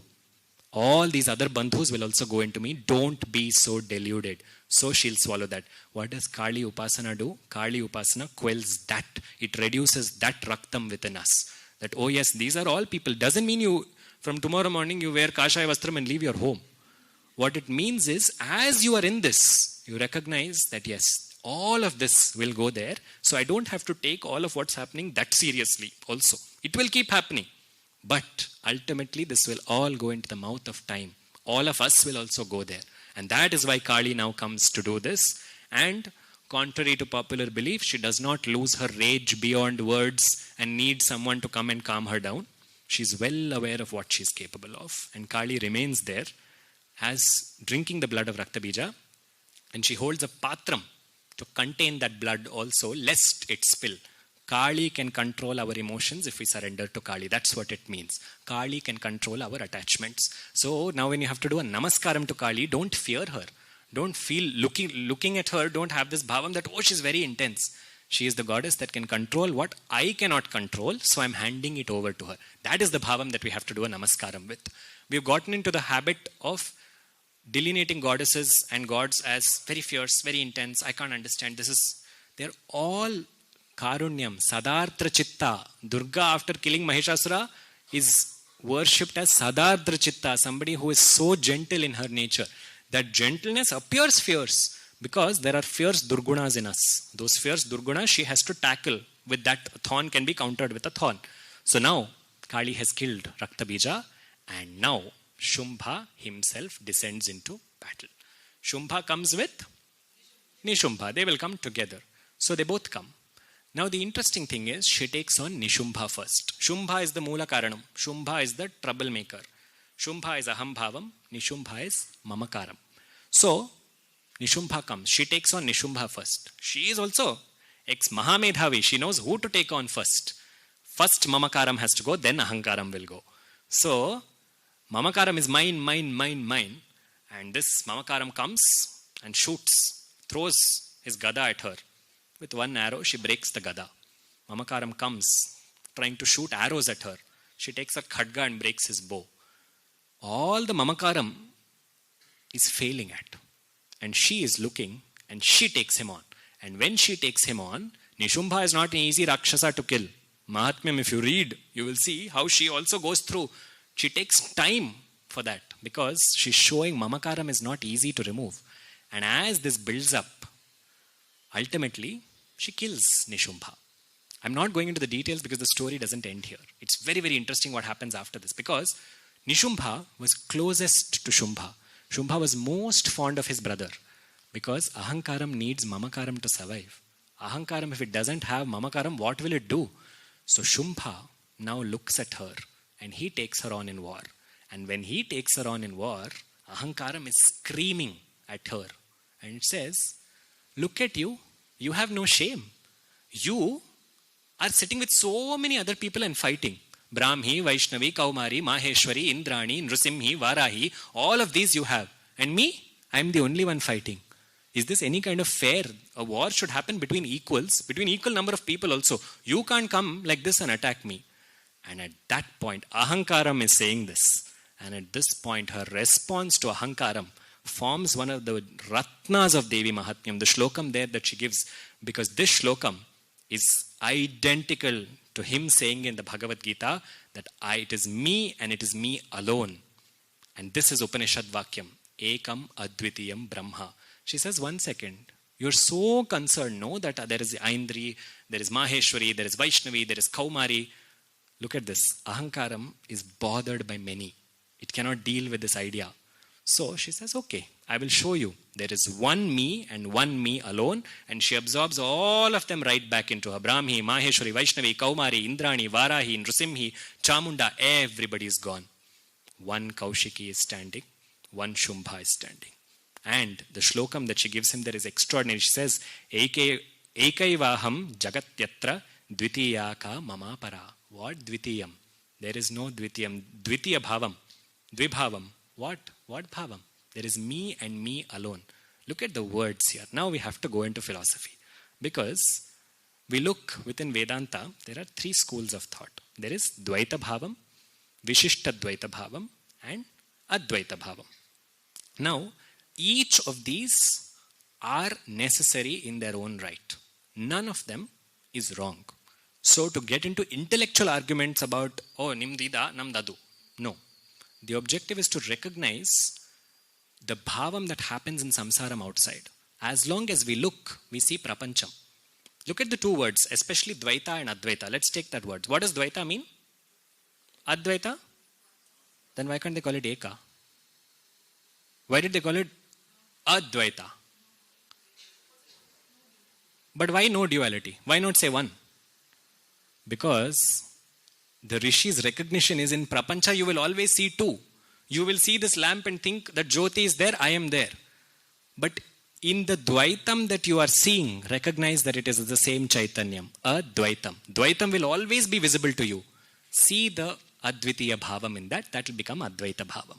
So for that to happen, first you must recognize that everything is coming from the same source. That is why they all went back inside her. And when they went back inside her, now she asks that question. All of them went back inside Meera. Now what is your doubt? Who else is there but me? That is the same question he asks in the Gita to Arjuna. When he says, you are so worried about them. He shows, no, Krishna shows that Vishwarupa Sandarshanam, and he shows Drona, Bhishma, all of them, Jayadratha are all going inside his mouth. And Arjuna is watching and he says, they were going to die anyway. They were all going to get absorbed into me because it is me. That Advitiya Paratattvam, that Advitiya Swarupam is standing in front of you now. And Kaushiki says this and she takes on Shumbha. When she takes on Shumbha, this war is an Atma Bodha, and that Atma Bodha is difficult for the mind. So the mind, the finite mind, is struggling with the infinite truth. And in this moment, as she does this, something extraordinary we see. They use ayudhams against each other, but Devi gets down at some point from the chariot and she takes him on in a battle of brawn. Absolute physical force she uses, and she gets into Kushti Yuddham with Shumbha, and as blow after blow she lands on him, he tries to hit her back, but nothing bothers her, nothing touches her. Atmavastu, nainam chindanti shastrani, nainam dahati pavakaha. That, najiyate mriyate va kadachit nayam bhutva bhavita va nabhuyaha, ajo nitya shashvatoyam purano, na hanyate hanyamane sharire, Bhagavad Gita. That which cannot be destroyed, which cannot be touched, which does not get affected by anything that the body gets affected by, that is eternal, ajo, it is not born, nityaha, shashvatoyam purano, and it does not break and get destroyed when the body gets destroyed. Nahanyate hanyamane sharire. And that Swarupam, to show him the power that her physical strength is a representation of her divine strength, whereas his physical strength is all he has left. So he uses that, and in that Kushti Yuddham, blow after blow she lands on him, and ultimately she takes her Trishulam. Trishulam is the most interesting ayudham that Devi has. Trishulam has three portions to it, as you would all be knowing. Three itself there is indicative of that. That Trishulam pierces through three things. The past, the present, and the future is held by one person. Have you seen the structure of the Trishulam? One dandam. She is not holding the three. She is holding one that is spreading into three. That one is the past, the present, and the future. That three is also the bodies that we live in. Sthula, Sukshma, Karana. Three bodies, three shariras that we all have. That three is the three avasthas. Jagrat, Swapna, Sushupti. Jagrat, being awake. Swapna, dream. Sushupti, dreamlessness, deep sleep. All of these three, there is one force that is ruling them. Past, present, and future, one force that is ruling them. Go to Ganapati Tattvam, same thing. Tvam dehatrayatitaha, tvam avasthatrayatitaha, tvam kalatrayatitaha. Same bhavam. The one who is holding that three, you have to recognize in that three there is one. When you are awake, there is the same Chaitanyam inside you. When you are asleep, there is the same Chaitanyam. When you are having dreams and dreamlessness, it's the same Chaitanyam. One Chaitanyam is spreading out as three. That one Chaitanyam is your Trishulam. When you have that Jnanam, or for that Jnanam to happen, you have to go beyond the body and the body senses. So, she pierces her Trishulam into this. What happens? You wish. Doesn't end so easily. When she pierces the Trishulam, from Shumbha, some other being comes out and says, Tishtha, stop. What is this? And she smiles and she says, Nishumbha, you have come back. Now, if you paid attention to the story, Nishumbha was killed earlier. Nishumbha came back again. Nishumbha as a separate character went first. But Shumbha and Nishumbha are inseparable. Ahankaram, Mamakaram are always together. Mamakaram is begging, saying, I want to my finite understanding. I want to think this is me. I want to think this body is me. And she laughs, roars again with that laughter, and she does the final samharam. In that shot, she has killed Shumbha and Nishumbha together. The idea that no, I will not let Ahankaram or Ahankara Janita Mamakaram rule. Both of them, I will do a samharam of together. That Swarupam that is capable of rooting out. We didn't even know Shumbha. Nishumbha was hiding inside Shumbha. Nishumbha appeared to be dead. But Mamakaram is like that. We think it's gone, but it finds its traces. Ahankaram, even if this much is there, Mamakaram will come. If you believe I am this body, everything that comes after that will come. To lose sense of that body, we need to be a jnani like Akka Mahadevi, who said, this body is not mine, I can walk around naked. But that requires great levels of Sharanagati. When that Sharanagati happens, she will kill that Nishumbha Tattvam within us. So now, with the Trishulam, Shumbha and Nishumbha have been killed, and Devi is standing there as Atma Swarupini, glowing in that moment. And that glow is from within, because she is Swabha Swarupini. And once she does this, the Devatas now begin the stuti. That stuti, which shows her most benign and her fierce forms. And this stuti, actually we are all familiar with. Because this Swarupam, the Swarupams that come in this, whether we know Saptashati or not, by virtue of Saptashati, we all know this, which is Sarvamangala Mangalye, Shive Sarvartha Sadhike, Sharanye Trayambake Gauri, Narayani Namostute. That is one of the beautiful verses that comes within the stuti. The Devatas all come here and do this stuti for her. Shall we also take some verses from the stuti? It is beautiful how many lines in this stuti end with the words Narayani Namostute. Narayani is the one who is the ultimate refuge for all Jiva Kotis. Every living being goes into one source. That source, if feminine, is called Narayani, in masculine is called as Narayana. So that is the bhavam with which Narayani comes here in this stotram. Prior to Narayani's arrival and appearance in that name, there are other beautiful verses that come. This Swarupam of this stotram, like I said, this is one of the most important stotras. Because when we understand a stotra, what we understand is Bhagavat Swarupam. A stotra is not empty praise. If you pick up the stotras alone, like I said, from chapter 1, from chapter 4, chapter 5, and then chapter 11, which is the Narayani Stuti, you will understand how the entire Swarupam of Devi is hidden. I'll give you one example from yesterday's stotram. There is one very beautiful verse that the Devatas make addressing Devi as Mahishasura Mardini. Because Devi did not let me off the hook last night. She said, you forgot to mention this, so I definitely have to do this. So there is a very beautiful shlokam there where she talks, where the Devatas do stuti of who is Devi and how do they want Devi to protect her. So this shlokam is very important. Those who do Chandi Saptashati Parayanam will know that this is also used in Nyasam in certain cases. So this shlokam is Shulena Pahino Devi Pahi Khadgena Chambike. Oh Devi, protect me with your Shula, protect me with your Khadga. Ghanta Swanena Nafpahi Chapajya Niswanena Cha. Ghanta Swana, with your Ghantam, you take care of me. With your Chapam, meaning your bow, with the twang of your bow, protect me. Swarupam of Devi is hidden in this. You know how? Look at the 4 ayudhas. Trishulam, Khadgam, Ghanta, Chapam. Correct? Trishulam and Khadgam are both connected to light. So whenever you see episodes of Devi doing Samharam with the Trishulam, light. Just now, Shumbha Nishubha Samharam. The Trishulam represents the delivery of light. The Khadgam, the sword of discernment, releases light. And the other two, Ghanta Nadam and the Chapayudham, Both are sound, ghanta, nadam, and the twang of the bow. Which means, in this world of sound and light, protect me in any form, Amma. That's what it means. This world is made up of sound and it is made up of light. Lightning, thunder. Sound and light are always going together. Nadam, Jyoti. Nada Jyoti Swarupini is you, so you protect me like this. The Swarupam of Devi, if you want to understand, you need a stotram. That is why stotrams are there. For us to understand that she is all of these Swarupams. This bhavam is why we do namaskaram to Rudra's ayudhas. Namaste astu dhanvane bahubhyamutate namaha. Yata ishu shivatama shivam babhuvate dhanuhu. Namaskarams to your dhanush. Namaskarams to your arrows. Namaskarams to your quiver. Namaskarams to all the ayudhams on your being. Because those ayudhams are the ayudhams that I see all around me. When you do constant smarana of these, that ayudha will not only protect you, it will show you the way to the divine.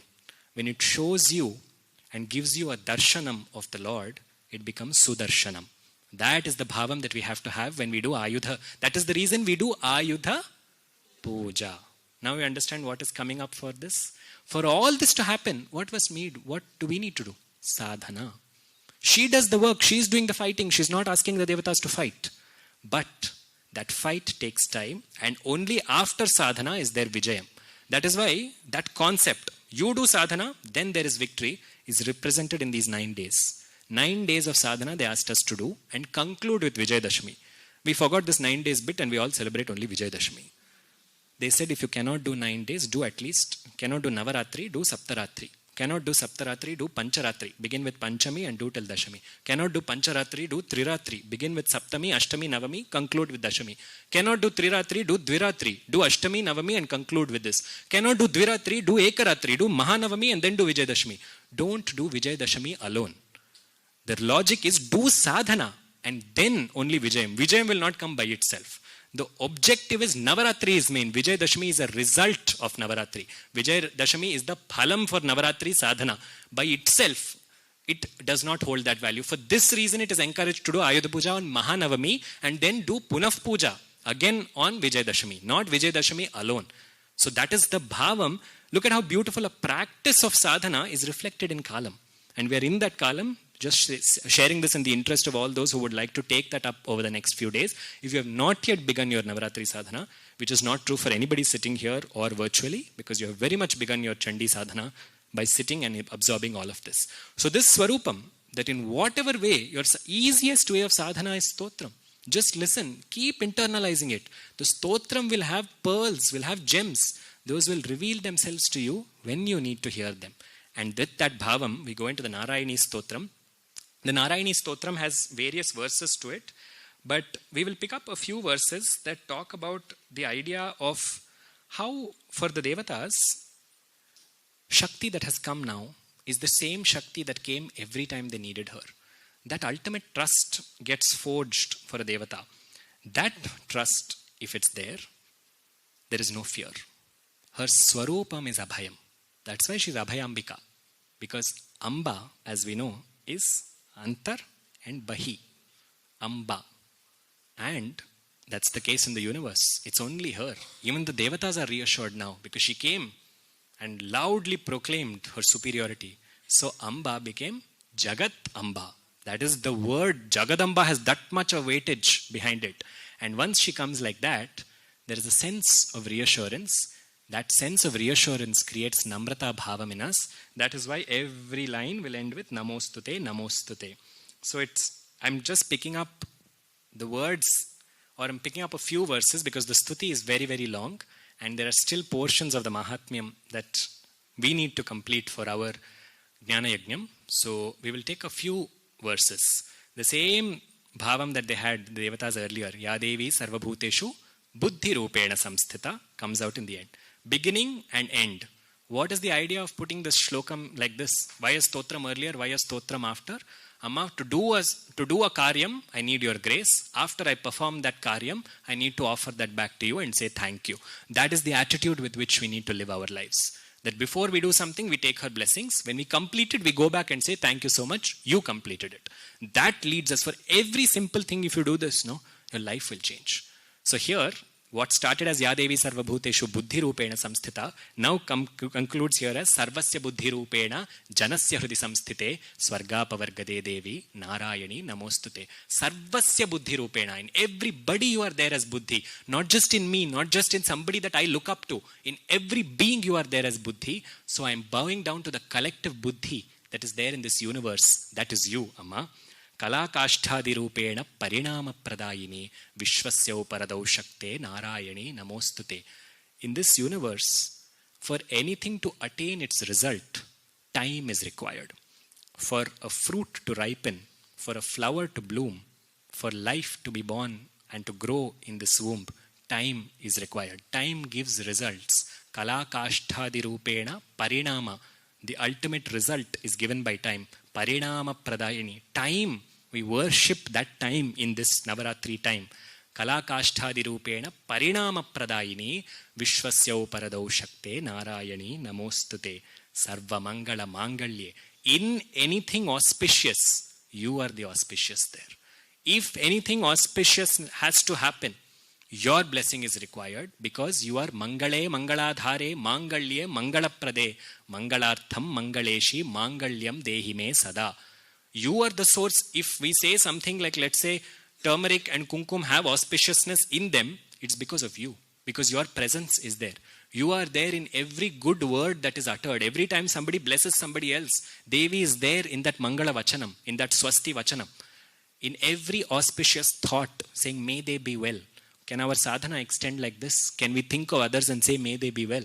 Because when we do that, we are harnessing the Mangala Tattvam. That Mangala Devi here is the Mangala Devi that is one of the goddesses within this Mahatmyam as well. Sarva Mangala Mangalye. In Mangala Vastus, you are Mangala Swarupini. Sarva Mangala Mangalye Shive Sarvartha Sadhike Sharanye Trayambake Gauri Narayani Namostute. This continues, the stotram here continues to the various portions of all the devatas. We did the stotram earlier as well for Indrani, for Maheshwari, for Kaumari. And with this, as the stotram comes to a close, Devi blesses them and she gives them her words of assurance. Her words of assurance are about how every time you need me, I will come.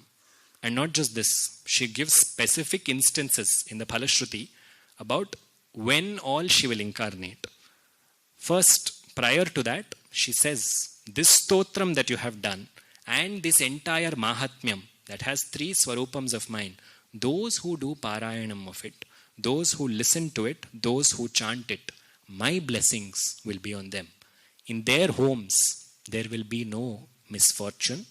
Everything that reaches them will reach them with my blessing. That is why this Parayanam is particularly encouraged during Sadhana Kalam, such as Navaratri. And we're incredibly fortunate that because of Devi's Sankalpam, which manifested through Swabha, that took all the effort for us to just sit here for 3 days and do complete Parayanam, in which she herself said, Sharat Kale Mahapuja, during the time of my Mahapuja in Sharad Navaratri, at that time this Parayanam, if it is read, I will protect everybody who hears it, who says it, who facilitates it, and who is in any way connected to it. Because her katha has her rahasyam and her tattvam hidden in it.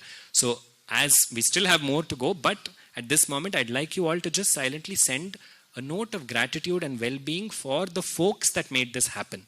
It is very difficult to take on this kind of a task, and unless that kind of dedication is there on the behalf of an organizer, such things do not happen. So may they and their homes be well. And then she continues and she says, in any apatkalam, in any difficulty, pick up the Mahatmyam. If you cannot read the entire Mahatmyam, read the stotras. If you cannot read all the stotras, read certain lines. Take one Sarvamangala Mangalye. Say it every day. Your life will change. That's the power of every word that comes here. Because either it is a Devata who is saying it or it is a Rishi who is saying it. And it comes with that intense power. With that bhavam, she blesses them and she says, in the future, many a manvantara later, at that time, I will come. And I will come again when Shumbha and Nishumbha are born. And I will do Samharam again. Kala Chakram is endless. So, she gives various instances of when all she manifests. She says, a Rakshasa called Aruna will come. To defeat Aruna, I will come in the form of buzzing bees, Nadam. That time I will be called as Bhramarambika Devi. I will come at another portion when I will be born in the house. Before I complete this story, I have to tell you that when I was thinking about Saptashati and how to present this for 3 days, I don't know how many of you are aware, but for the past few months I've been in a Krishna stupor of sorts. So I was in Vrindavan about 2 weeks ago, and the only thought that kept running in my head was, have I overcommitted? Saptashati needs time. I have not yet sat down to make notes, to structure it. What is going to happen? Maybe I can't do this. Maybe I should just call Savitaka or Swarnaka and tell them I'm not able to, even after committing to it. But a part of me didn't want to. A part of me wanted to do it. And I was in Vrindavan. I was working. I was working on something over there. And I was in a Goshala when I had this thought. I was just distractedly walking in the Goshala, not doing any sadhana, just scratching my head, losing hair. And then the caretaker of the Goshala said, come inside and do darshan. I was like, no, I'll go off from here, thank you. He said, no, come, you have to do darshan. So I said, okay, and I followed him. And inside the mandiram of this Goshala, which is far removed from the crowded areas of Vrindavan, are 8 priests sitting and doing Durga Saptashati Parayana. And that is when I knew, in a Krishna mandiram, they were sitting there and doing that. And I was wondering, what is the connection? Okay, I got my message. I will not send any such cancelling message. Okay, but what is the connection between Vrindavanam and her? And I found that in the Phalashruti of the Saptashati, when she said, many an eon later, I will be born as the daughter of Nanda and Yashoda. At that time, I will go on to Vindhyachala Parvatam and I will reside there as Vindhyachala Nivasini. So, at that time, come there and worship that Swarupam of mine. So, you go to Gokulam and Vrindavanam, that is also Shakti Peetham because that's where she was born. That was the reason I probably had to make that trip for this to happen. So, like I said, the connections between Krishna, between Shyama and Shyamala are extraordinary in their own right. And she finds her ways to make this katha happen. She made each of us go through our own journeys, including last night when we went home. This aspect and more, she promises, she says, in future a Rakshasa called Durgamasura will come. I will come as Durgamasura Samhantri, Durgamayuta Dharini. I will come then as Durga Devi. I will come when there is a drought. I will come as Shatakshi and I will cry because I do not want to see my children hungry. From my crying will rivers be born. And then from my body, every kind of perceivable vegetable will form. That Swarupam of mine will be known as Shakambari. Each of the Swarupams that will come, she talks about. And with that, she blesses the Devatas and Devi becomes Antardhanam. Devi becomes Antardhanam, but our Katha started with who? Somewhere, no? We did something. Surata Samadhi? Sure? What of them? Sumedha concludes this story for them and he said, now I have concluded the story, now you do your sadhana. He didn't say, now I have concluded the story, go home, eat puliyogre and sleep. Sadhana begins after you have internalized. Shravanam, Mananam, Nididhyasam. Go back, take it. And they both do that. They both do it and they both receive different phalams. Same story. Same thing they heard, but it responded to them in very different ways.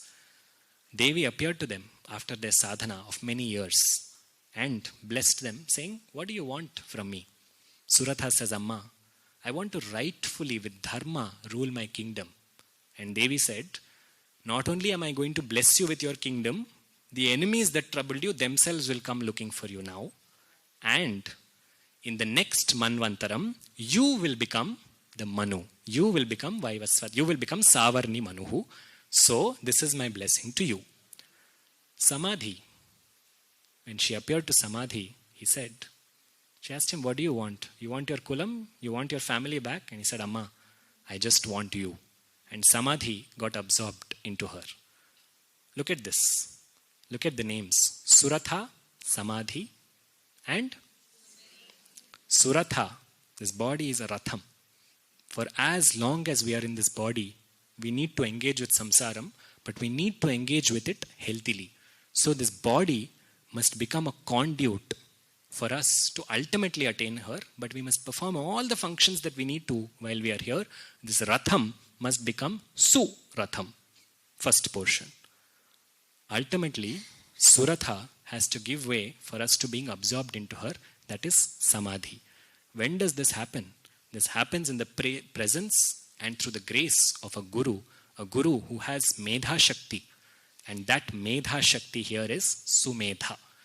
This Sumedha's blessing, the Guru's blessing, does this for us. That it helps us for all the time that we are here, we live dharmically, and ultimately when we go, we get absorbed into that. That is the idea of Suratha, Samadhi and Sumedha coming into the story. The whole aspect of Mahakali, Mahalakshmi and Mahasaraswati. If we have 2 minutes more, I will conclude. I asked for time till 12:15. I will take 5 minutes if that is okay. Mahakali, Mahalakshmi, Mahasaraswati. Typically when we talk about the triumvirate, especially in the context of masculinity, of the male forces, we say Brahma, Vishnu, Maheshwara. We rarely reverse the order. We don't say Maheshwara, Vishnu and Brahma. But here we have reversed the order. We said Mahakali, Mahalakshmi, Mahasaraswati. The Charitram must also appear in that order. Why? Mahakali is the state before Srishti. The only one that is there is Mahakali. Then, when all of this universe gets created, the wealth in all of this, the Sampada here is Mahalakshmi. And ultimately the recognition that all Jivakotis belong to her and her alone, that recognition and jnanam comes through the grace of Mahasaraswati. So that's why this order of Mahakali, Mahalakshmi and Mahasaraswati in this krama. And I will be failing in my duty if I do not mention the one thing that I started with, which is the very first shlokam of the Mahatmyam. Sa varnihi suryatanayaha yo manuhu kathyate ashtamaha. This was the first shlokam that Markandeya speaks, saying, let me tell you in great detail the story of the Manu. Did Manu's story come? Did Manu's story come at all? It came just now when we said Suratha will become Manu. Using the pretext of Suratha, an entire story got created. An entire story got revealed. Then how is it Manu's Katha? Shall we decode that one shlokam alone? Just to show what a rishi is saying versus what a rishi is thinking. Sa varnihi. Sa refers to tatpada. Sa is feminine of tatpada. Sa varnihi. Varnam means akshara. Varna means color. Varna also means akshara. So the akshara that pertains to her, because we cannot describe her, the akshara that pertains to her is Im. Tam Padminim Im Sharanamaham Prapadye. We say in Sri Suktam. Im is a Shakti Bijam. So the akshara pertaining to her, Sa Varnihi, Surya Tanayaha. Surya's son. Tanaya is used in the context of what comes from Surya. What comes from Surya? Sorry? Light and heat. So it's fair to say that from Surya we get Agni. So Surya Tanaya is counted as Agni. Agni's Bijam is Rakaram. Okay? So first Bijam we got was what? Im. Second Bijam we get is Ra. Yo Manuhu Kathyate Ashtamaha. Manu means mantram. Okay? Kathyate Ashtamaha. Yo Manuhu Kathyate Ashtamaha. Keep aside Manu. From here you count Ashtama. Count 8 from here. Can we count?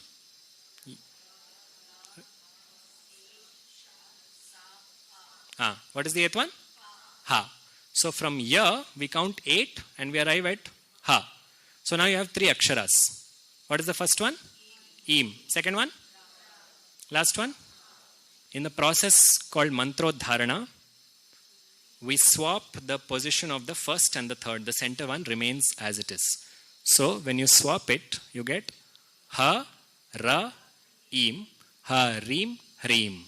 I am telling you in great detail, Vistarat Gadato Mama, the story of Hrim, that Hrimkara Swarupini, I am telling you her story. What did he make it sound like? What is it actually? If you decode like this, every shloka in the Mahatmyam has a Bijakshara hidden in it. That will take 1 year. And will take her grace to reveal itself. This, by virtue of some amazing commentaries and vyakhyanas that are available, this is available for us to see. But when you're reading a shlokam, be aware that there is something hidden inside that. When you have that bhavam, even if you're reading the shloka, the Hrimkaram inside that will protect you. Because she is Hrimkara Swarupini. We are reading this in the Sahasranamam, in the Trishati, in the Archanas that we do. We just have to be able to recognize it with that bhavam, and may that Hrimkara Swarupini hold us in our journey of sadhana. This is the ultimate prayer that we can ask for, because as long as our mind is directed towards her, Sattva, Rajas and Tamas will keep fluctuating within the mind and the body, the only thing that we can do is Narayani Namostute. And when we do that, she will come in whichever swarupam she finds appropriate for our Jiva Samskara. She will pick us, put us onto her lap and hug us until we become one with her. That ultimately is Sayujya Mukti. May that Sayujyam, may that Sayujya Swarupini, may that Shakti whose presence we are feeling in this space and in every space that we ever visit, may that Shakti hold us. With gratitude to each of you virtually and those of you here in person for spending almost 6+ hours collectively in the sadhana. This Chandi Homam that we have performed, I assure you, and this assurance is not coming from me, it's coming from above, this will not remain without bearing fruit. In your lives, it will manifest and it will hold you. This is her Vachanam of Abhayam and her Vachanam of a Phalashruti. With that, offering this to the Pada Padmas of Sri Kanchi Ekambreshwara Sameta, Sri Kanchi Kamakshi, Sarvam Sri Jagadamba Padaravindarpanamastu, Swasti.